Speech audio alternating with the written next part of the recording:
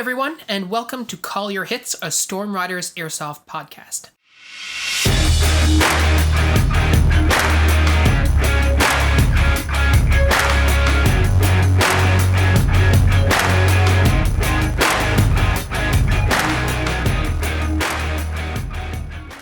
Thank you so much for tuning in.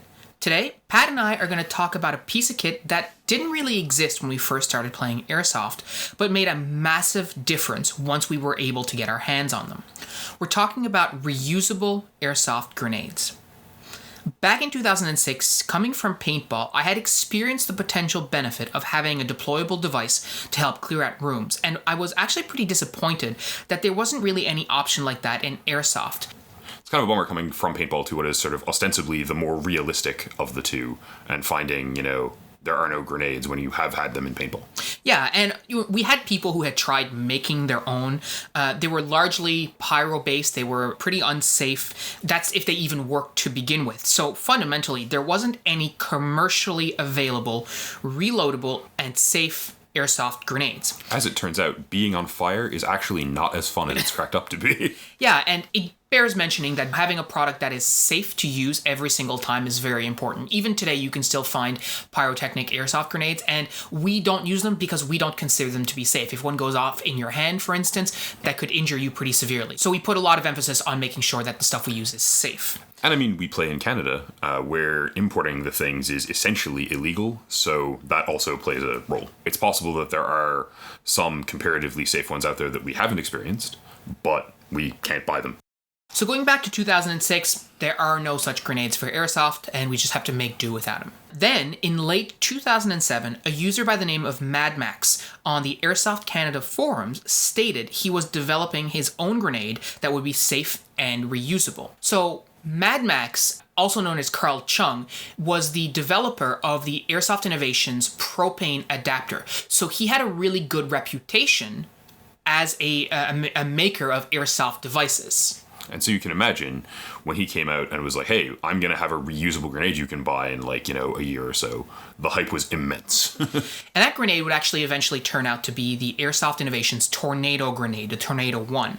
We'll have more of a discussion on that next week because we are very fortunate to have Carl Chung joining us on our show to talk about the development of the Tornado, the lessons learned, the new products that they've developed, and sort of what's in it for them in the future.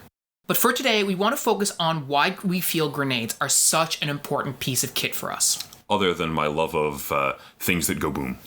Before we go into the discussion, you often hear the expression force multiplier thrown around in the real steel firearm circle, often in the context of someone becoming a force multiplier. In its true sense, though, a force multiplier is anything that allows an individual or a unit to accomplish more than they could without it. And in that sense, grenades absolutely fit the bill. You might not always need them, but when you do, there is no substitute. So let's start with the obvious scenario where grenades become critical, and that is room clearing. Room clearing is never going to be a 100% safe endeavor. People who actually, have to do this sort of thing for a living, right? They train this 8 hours a day. It is punishingly intensive training. They have way more assets to deploy than an airsoft team will ever have. They're way better than we will be at room clearing, and it's still not 100% safe by a long shot. Absolutely. And the flip of that is without grenades, room clearing is something that you definitely want to do as little of as possible. In fact, I believe last year we did a video on room clearing in Airsoft, and one of the things that we say, and I still maintain, is that if there is a room where there is an enemy and they know you are outside of the door and you don't have a grenade, you should not enter that room in any way. Go somewhere else. Absolutely, because if they know you're out there, they are waiting for you to come in. They will always have the drop on you, and your odds of success are as close to zero as they can realistically be. So if you really think about grenades, it's one of those pieces of kit that if you don't have it, you will miss it. So by contrast, I very, very seldom, probably never, am on the airsoft field and think to myself, man, I wish I had an LMG right now. I wish I had a machine gun to give me more suppressive fire. That never crosses my mind. even, like we've talked about this a bit before, but even when we're gaming with handguns, like if I'm gaming here and it's December and it's, -2 degrees out, I might not even bother to gas my handgun up. I'm just going to carry it because I like, the look of it and the feel of having it on me. It's not going to be effective. It runs on propane. It will not work in those conditions. I absolutely will gas up my grenade 100% of the time I'm on the field, because even if it deploys a little later than I want it to, it's still such a hugely important piece of my kit to have when I need it. Absolutely. So there really isn't any substitute for a grenade. When you're standing outside of a door trying to go inside a building to clear it, the first thing that needs to go through that door, aside from you, is a grenade, especially if you know there's somebody in there. And if you've got two, not a bad idea. Absolutely. But even with a grenade, I mean, it's not necessarily certain you're going to hit everybody in that room and so on and so forth. But the point is, it is a tool that allows you to do things that otherwise would basically be impossible. And like I said before, if there's an enemy in that room and I know that they know I'm outside, I'm not going in there without a grenade. It's just not going to happen. So the point of that is, by having that grenade, it allows me to do things that otherwise I would not be able to do. And therefore, it is a force multiplier in that sense.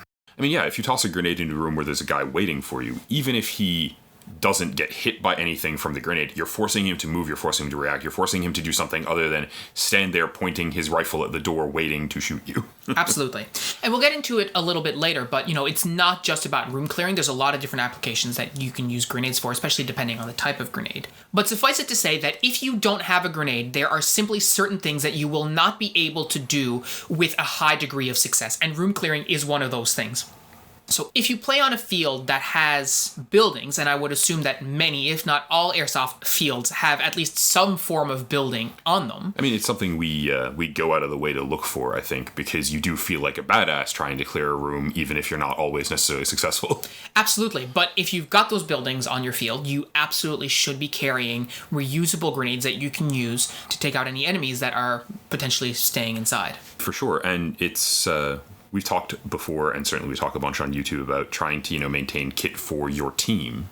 This isn't important as everyone having a rifle and everyone having comms, but man, get your team to get their act together and everyone carrying a grenade is really useful, because that way if you're moving, 4-man, 5-man, 6-man fire teams and you need to clear a couple of buildings, you have enough material to do that with. Absolutely. And, if you do have a team of players, it's worth doing a group order. I mean, something we've done in the past where we've, at the time, the tornado impact was the big one, and we did a group order for, I don't know, like a dozen of them to make sure that everyone had at least one, if not two, and that we could pass them around if necessary on, on game day. They were really great about tossing in some extra spare parts for us, extra pins, extra timing pieces, which has been really useful as well for maintenance. Mm-hmm. That was our experience with Airsoft Innovations in particular. Nowadays, there's multiple different manufacturers of reusable airsoft grenades, of which we don't really have experience with because we're still using our tornadoes, which are working just fine. The things are indestructible, which is definitely a huge benefit. Absolutely. We have tossed them 20 feet into a piece of concrete to ricochet them into a window.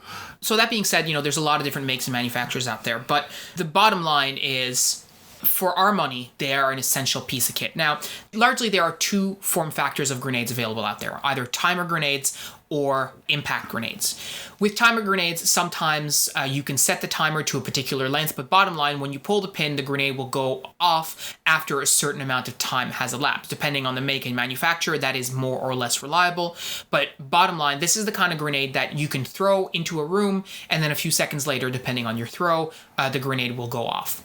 Contrast that to an impact grenade, which once you've removed the pin, as soon as the grenade actually hits a hard surface or a rigid surface, let's say, the mechanics inside get shuffled out of place and the grenade goes off. With impact grenades in particular, some people have said that, well, if you throw them in grass, sometimes they don't go off. And we have experienced some of that stuff, but more often than not, the impact grenades will go off. And I think the number of times that I've had actually a dud impact grenade is single-digit percentage points at this point. Absolutely. And I mean, I feel like I want to note, just because I feel like I have to defend the grenade that I use all the time, if you're finding, it doesn't go off when I toss it in the grass, just arc it so that it curves up a little more, and it almost certainly will. It's just amount of kinetic value it needs when it touches down.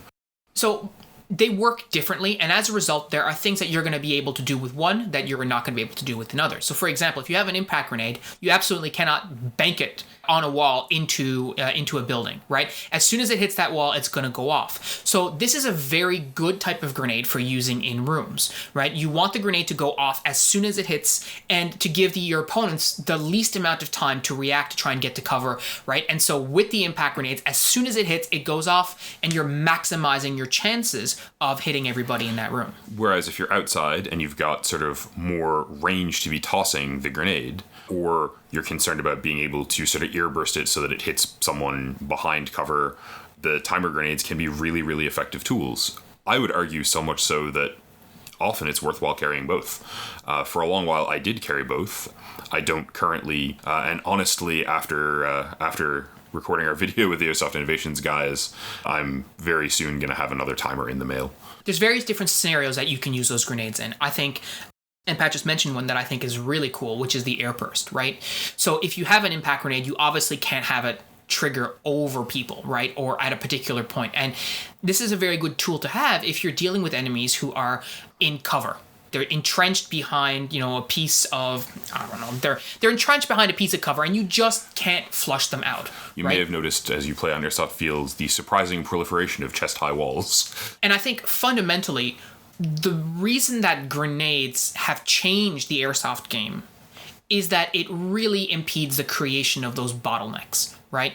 If you have three people behind a piece of solid cover that you simply cannot get BBs through, they can hold that area for basically forever because they are responding to you constantly, and they're very well protected. I mean, when we play village defense games, once we get set up, it is very, very hard to dislodge us because we're using cover effectively, and the other enemies always have to expose themselves in order to engage us. Now, without a grenade to dislodge people from cover, it becomes very, very difficult to get any sort of traction in those types of situations. And if your field situation or the game type you're playing in particular doesn't allow for you to push out and flank wide in any way, you're essentially at this sort of stalemate where random chance of hitting one of those guys is the only thing that's going to push you forward if you don't have something to remove them. Mm-hmm. There's all kinds of other scenarios that grenades have been useful to us in the past. Sometimes people show up to the field with a riot shield, and you can throw the grenade behind them to make sure that you can hit them, because otherwise the riot shield is a piece of Lexan. You're not putting a BB through it, right? Yeah, it is frowned upon to build airsoft rifles that shoot through Lexan riot shields. Yeah, totally. So there's a lot to be said about having a tool that you can use on the field that shoots BBs from a place that you are actually not standing, right? Behind people, around a corner, in a room, over a brim. There's a variety of different applications for grenades, and frankly, as we've said before, there is no substitute. There is nothing else in our arsenal of weapons, etc., that can achieve the same result as a timer grenade that's timed correctly, thrown over a piece of cover so it goes off in the air, right? I mean, you can get other area saturation tools for airsoft. We've talked before about my love affair with 203 launchers for airsoft, but at the end of the day, I don't carry a 203 launcher anymore because it doesn't provide me with really any assets that my rifle can't. I do carry a grenade because I use it every single time I play. Often I use it several times over the course of the day. And to add on to that, they're not very expensive. My Tornado impact grenade, I think I paid $80 Canadian for it at the time when we bought them, which was 6 years ago. Yep. So if you do some math, that's less than $13 a year. Plus, the propane you're running them on is virtually free. And I think the last time I bought gas, I bought two Coleman cans for $8 Canadian. So that was trivial. And they're one of the few things in airsoft where you can use, El Cheapo Walmart BBs mixed with the BBs you dropped on the floor when you were loading mags. They're not going to damage the grenade where they would damage the barrel in an airsoft gun. So your ammo is extremely cheap. We often refer to, the sort of bag of nonsense that we feed our grenades off of as my lord's finest, cheapest BBs. Yeah, absolutely. So when you look at the cost of it compared to a lot of the other costs that we incur playing Airsoft, and especially when you compare it to all kinds of other useless crap that you might buy because it looks cool, the bottom line is they're very inexpensive for for the use that you're going to get out of it, and especially they're very inexpensive for the function that you're going to get out of it. Absolutely. And I feel the need to stress, like, they're indestructible, at least the ones we have. We've beaten them up, we have not lubed them often enough, and they keep working flawlessly. I mean, they do get annoyed with you after a while if you don't lube them enough, but it's very easy to do. So they're very inexpensive. They're very easy to maintain, especially the impact tornadoes are exceedingly easy to maintain. Every couple of throws, I just lube up the actual chamber, and it's basically good to go, right? Yeah, I think, honestly, I've spent more money on LiPo batteries in the last 6 years than I have on my grenade. When you think about it, for what you're getting for your money is the ability to do things on the field that normally you would not be able to do without them, right? Bottom line, and it's not to say that this is sort of pay to win or whatever, but for like $100 Canadian, you can have the ability to actually clear rooms out without exposing yourself to fire, so making you more effective. And without it, you have saved $100, but you're not really able to do that safely and effectively every single game. Yeah, it definitely isn't pay to win. I mean, we've practiced with them, right? It takes a while to figure out how to throw your timed grenade, or even really how to throw your impact effectively, right? You do want to know how to place them so they hit people in a room. There are things to figure out, but they're pay to make yourself more versatile. And that has tremendous value. We end up with an option we didn't have before that allows us to win games, that allows us to win firefights, that allows us to push objectives without losing teammates who we're going to need to finish out the game. Yeah, and that versatility can take a lot of different shapes. And one of the examples that really stands out for me is a game we played. It was a capture the flag game at Frontline. And the way that the field is set up is that the flag is on top of this brim. And basically the brim is probably, I'm going to say like a meter tall, maybe like a couple of feet or whatever. So you can be prone or crouched on either side of that and be completely covered. The enemy cannot hit you. And in order to get the flag, you actually need to go up that brim and then hoist the flag for whatever color. And what that means in practice is that whoever is on the other side of that needs to expose themselves in order to capture the flag. And if there's somebody immediately on the other side of the brim, they're going to see your head and your hand coming up to reach for that flag, and it's very, very easy for them to shoot you. And usually when we're playing capture the flag on that field, the team start points are pretty much equidistant, so it's gonna happen. Yeah. So generally speaking, the way that those games end is you have both teams sort of at the brim trying to get that advantage so that they can safely raise the flag on their side. And I remember one game in particular where I was right next to the flag and I had an opportunity to go and tuck it up, but I knew for a fact there was somebody there. And so what I was able to do, because I had one on me, is to use my grenade, very gently throw it over the brim.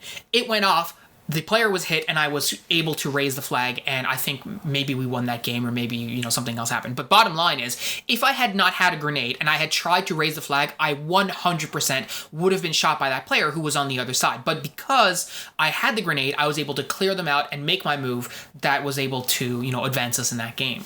I mean, likewise, playing up at the Redcliffe field that we've talked about before, there's an octagonal building up there with lots of windows, but it's also got lots of hard cover, right? It's a concrete structure. It's very defensible, especially in sort of the late summer, early autumn when there are lots of alders up around it, and it's just very good cover.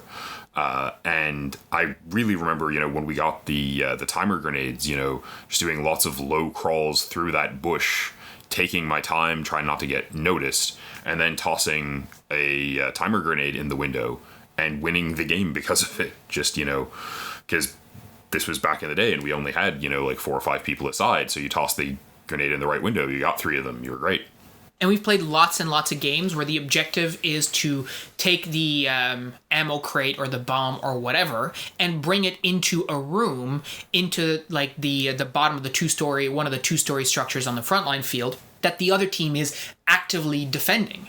Well, if they're actively defending it, they're going to be in that room. And generally speaking, it's going to be more than one player that have their guns drawn and pointed towards the door waiting for you to come through. And Without a grenade, it is not possible for you to win that scenario. Even with a grenade, it's pretty tough because you have like 5 guys that are packed into that room. Some of them are going to get hit by BBs, most of them maybe, but a few might not. I'm sorry, and consequently, you throw the grenade, 3 guys walk out, and then you pop into the doorway and you still get shot because there's 2 guys left in there, right? And by the time you've dragged your box across 80 feet of field through urban environment with those people shooting at you, you probably only have 3 or 4 guys on your team left, which is just not enough to push through that funnel. Yeah. There's no substitute in those situations for a good grenade toss, right? There Absolutely. Really isn't. I mean, if you've got 3 or 4 guys left and they have 6 guys in that building and you have 3 or 4 grenades, that is muy bueno. Now, we talked a lot in this episode so far about the Airsoft Innovation Tornado Grenade. I mentioned before, there are other brands of grenades that are available out there. I think there's a Hex brand grenade or something like that. There's another one that's made in Europe. We don't have any experience with those grenades. We only have experience with the Airsoft Innovations Tornado Grenades in particular. In addition to that, Airsoft Innovations has advanced their line since then as well, and they've made the Cyclone grenade, and now they're making the Tornado 2 grenades. Again, we don't have a whole lot of experience with those products either, but fundamentally, whatever grenade you choose, whether it's a brand new one like the Tornado 2, whether it's a Hex grenade, or whether you buy an old model Tornado from another player who is not using it anymore, they are an essential piece of kit. And if we haven't convinced you so far in this conversation, I'm going to tell you another story of grenade use, which really goes to show the versatility. The bottom line with a grenade is that not only is it a useful tool to clear out players, but it's also, much like everything else that we do in Airsoft, there's a mental game associated with it. Imagine that you're playing against a team that have airsoft grenades, and you're behind a piece of cover, and you see this thing fly over your piece of cover and land right next to you, and you look at it and you immediately recognize it's a grenade. What is your first instinct gonna be? Get the hell out of there. Totally. Now, some players will say, oh, jump on the grenade. Okay, fair enough, Rainbow, that's cool. But most players will run from the grenade, or some of the really gutsy ones will try and pick it up and throw it back, right? Either way, whatever you were just doing, you are not doing that anymore. So let's flip that scenario around. There's people behind cover, and you have a grenade on you, and you're going to try and throw it. Well, one thing you certainly can do with a grenade is throw it without pulling the pin. Generally speaking, what will happen when you throw a grenade is that people will run away from it. And I have done this many times where I've thrown my grenade without pulling the pin, had the player run out of cover, and when they run, I shot them. I then moved to their piece of cover, picked up my grenade, and put it back in my kit for later use. The extent to which this was one of Phil's favorite tricks while we were carrying the Tornado timers was ridiculous. I legitimately got to the point where if I was playing opposite Phil and he tossed his grenade at me, I would look at it to see if the pin was still in it. And he managed to mix it up enough that sometimes that got me because I was not moving away like I should have been. But there have definitely been games where I was like, I'm just taking this. Goodbye.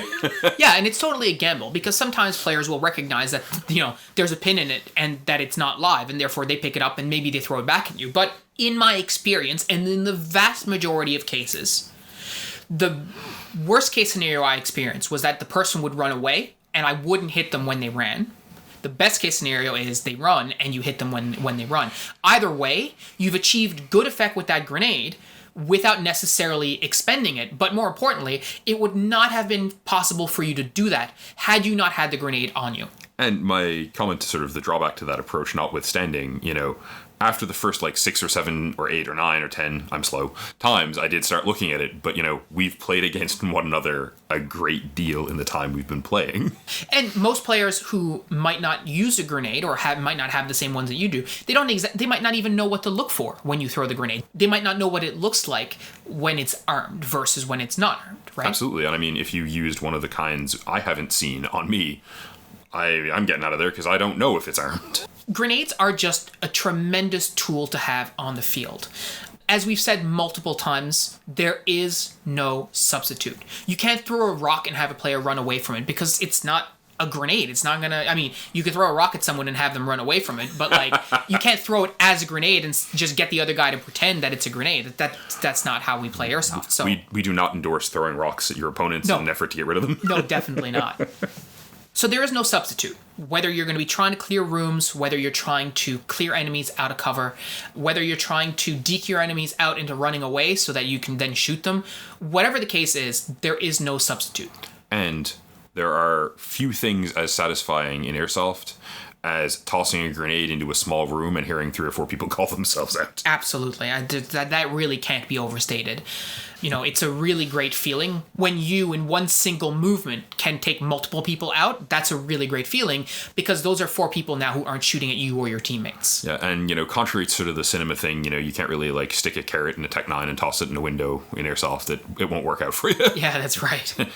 We've also talked so far about how they're cheap. They're not very expensive to buy, and they're almost negligibly expensive to maintain and use over and over and over.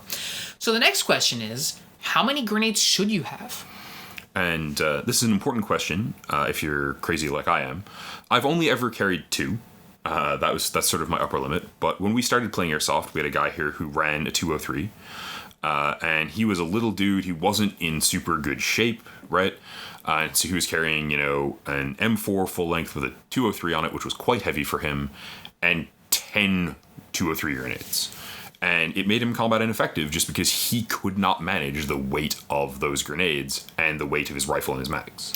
Yeah, and I mean, although the 203 grenades don't have the same effect as an impact tornado or whatever. Absolutely, they're vastly less effective in my opinion, but the point still stands. There is an upper limit to how much, and we've talked about this in previous episodes too, there's an upper limit to how much you realistically should carry. So, I mean, Pat just said he's only ever carried 2. In my case, I've only ever carried 1. When you think about the vast majority of games that we play, on the fields that we play, they're pretty short, right? The number of times that we have full days worth of games with no break, right? That you can't actually you go to the save zone and reload your grenade is pretty low. And honestly, even in, a longer milsim game, I've gotten multiple uses out of my single grenade. You have time between firefights to clean it up and reload it. Mm-hmm. And it's not complicated to clean up and reload. They're very simple to work with, which is, frankly, part of why they're so effective, I think. But, as much fun as it would be, and now I'm thinking about this, I kind of want to do it at some point, to carry like a bandolier of 6 or 7 of them, it's going to get in your way. You really only need 1 or 2 per guy, especially if you're operating with a fire team of dudes. And I think for me, I've had lots of scenarios where I had 0 grenades and I wish that I had 1. But there are very, very few scenarios where I had 1 grenade and wish that I had 2. Right? Maybe once a game, I might have a recourse to deploy a grenade. It's very, very seldom that I use my grenade and I go, oh God, I should have saved it because that was useless, right? And I mean, we've talked before about the fact that, Phil likes to shoot a lot and likes to bum mags from his teammates. And that I swear part of the reason I'm on the team is just to be his mag caddy. That's like 75% of the reason. Right? But in 6 years or in 10 years, I think he's only bummed my grenade twice. Yeah, it's a very, you might not use your grenade every game. Right, especially if you play, I think about some of the game modes that we do when we're just doing like an attack defend on like a structure that doesn't actually have an inside. Like I think about like the big fort that they have at Frontline and stuff. Yeah, like absolutely. We're probably not going to end up using a grenade in those situations. I mean, it might happen, but more often than not, if we're attacking, the village that has structures in it, we'll definitely be using a grenade then. In situations where there's going to be cover that we need to throw stuff over, like if we think about the D-Day attack, we're, almost certainly going to use a grenade then. Absolutely. But you're probably not going to have recourse to use it multiple times. And if you do, it's probably because things aren't going your way, and, 2 grenades are probably not really going to save you. And the situations where they will are pretty limited. It is worth noting, we have a sort of King of the Hill kind of game type that we play a lot on the Red Cliff field, where we absolutely never use our grenades because there's a marked off, like taped off hole that drops 20 feet, and if your grenade goes down there, you're waving goodbye to it. Yeah, because it's gross and filthy down there anyway. Yeah, exactly. So our recommendation is absolutely use an airsoft grenade. If you don't have one, we recommend the Airsoft Innovations line of products, either used or new. Especially because they're Canadian and we're Canadian, so, shop local, boys. Yeah, for sure. You should have at least 1. If you want more, you can have 2. Obviously, if you're the kind of person who wants to buy like 5 or 6, then, like I always say, fill your boots. But for the average airsoft player, 1 to 2 grenades is more than sufficient for what you're going to be doing. And if you're going to do 2... because I do miss having this versatility in my kit, and it is a thing I'm seriously considering revisiting. one impact and one timer is definitely the way to go.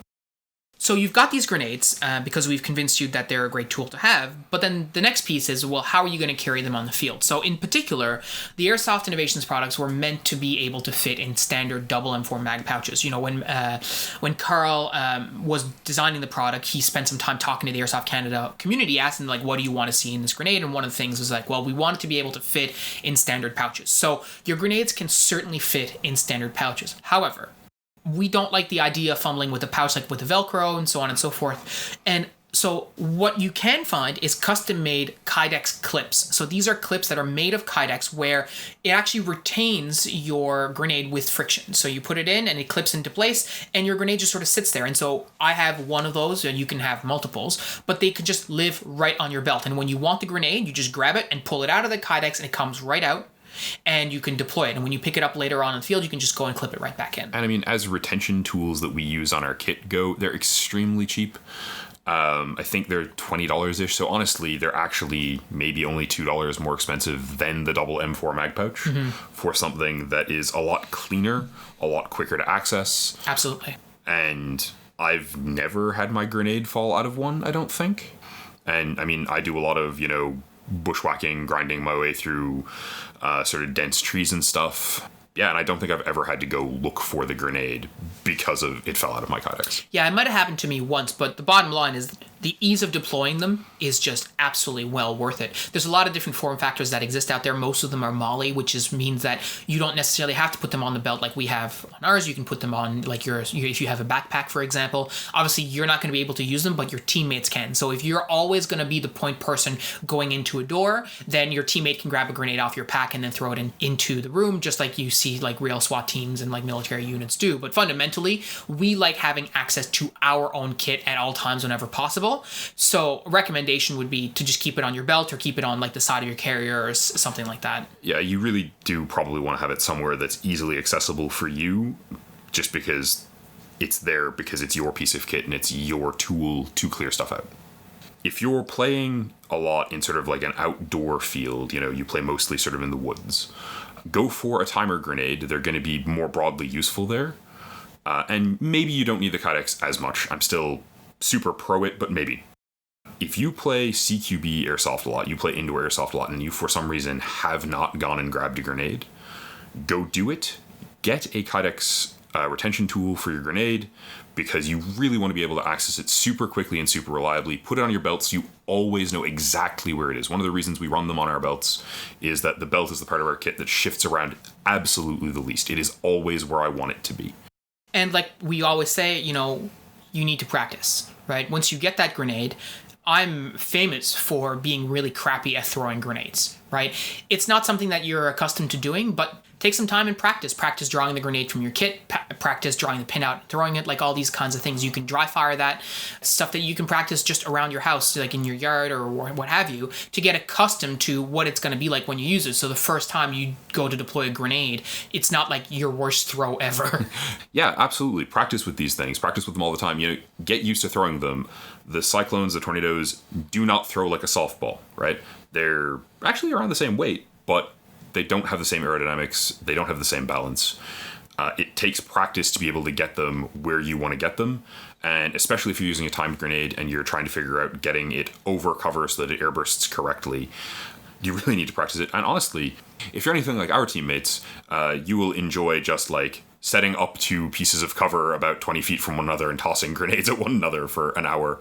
It's just fun. They are a game changer tactically, but they're also a huge giggle. Like, if no one in your play environment has access to your grenades and you show up with one of these Tornadoes, I guarantee you are going to spend 20 minutes just detonating it periodically for fun.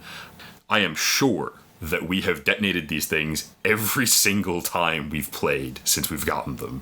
Because if we hit the end of the day and we have a tornado grenade that's still loaded, we just toss it at someone. Absolutely, because they're super fun, right? I mean, I think aside from all the other things we talked about in terms of use and blah, blah, blah, they are super fun to use. They have a distinct sound. When they go off, I mean, they're super safe. They don't really hurt. It's just really fun to use them. They're a really good laugh. In addition to the fact that they're really useful, they're very rugged, and so on. So it's definitely something that if you haven't considered yet, let this be your encouragement to do that. And I do want to take a second to just stress how safe the tornadoes specifically are. I've had friends of mine knock an impact off of my helmet to detonate it, off of my, plate carrier. I've had them literally go off, 6 inches from my face, and it hurts less than my pistol. Yeah, in particular, I remember I used the tornado timer one, and I had set the timer incorrectly, and as soon as I pulled the pin, it went off, and I was holding it by my face to throw it, and I got a shock, but I was not hurt in any way, shape, or form. None of those BBs broke my skin or anything like that. I didn't have a welt. They're a super safe product, so you should feel comfortable in learning how to use them. Yeah, read the manual for sure, though. When we talk about the investment as well with the grenades, it's worth noting that if you take care of that grenade, it will last you a very long time. In particular, the Tornado 1 that I bought originally back in 2008, I still have that grenade.